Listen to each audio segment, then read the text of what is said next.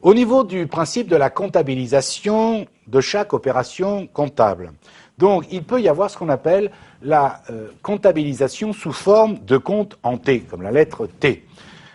Chaque compte donc est schématisé sous forme d'un T et par convention à ce stade.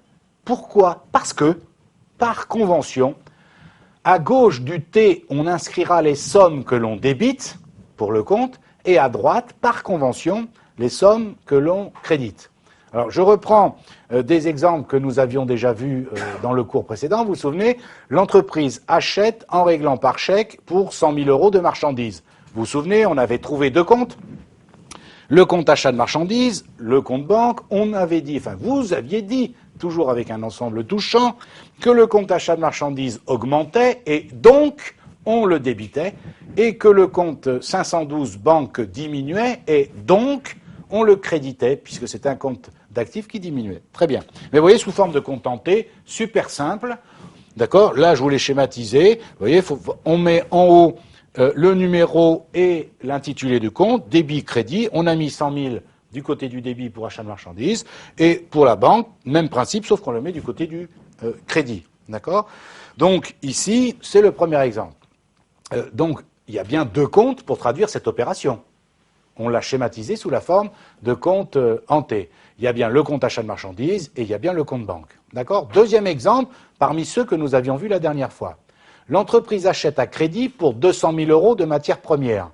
Donc, vous aviez bien trouvé deux comptes, un compte achat de matières premières et un compte fournisseur. Vous m'aviez dit, le compte achat de fournisseur, il augmente dans ce cas-là, donc on le met au débit. Ben regardez dans le compte en T, tout simplement, le 601, je le mets au débit. Et le compte 401 fournisseur, vous m'aviez dit, il augmente. Et donc vous m'aviez dit, on le met au crédit. Ben regardez, j'ouvre le compte 401 fournisseur. Par convention, à gauche les débits, à droite les crédits. Vous voyez, il y a bien deux comptes. Un compte que l'on a débité et un compte que l'on a débité. Il n'y a pas de problème. Alors, quand même,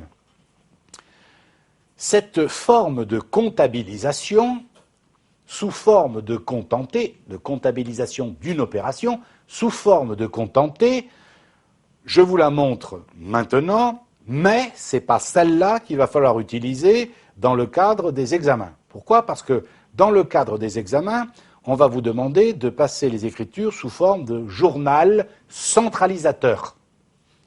Toutefois, ces histoires de compte en T, nous en reparlerons plus tard dans un prochain cours, notamment dans le cours qui s'appelle La balance, le grand livre et comment établir un compte de résultat et une balance et un bilan à partir d'une balance et d'un grand livre. Enfin, d'un grand livre d'abord et d'une balance.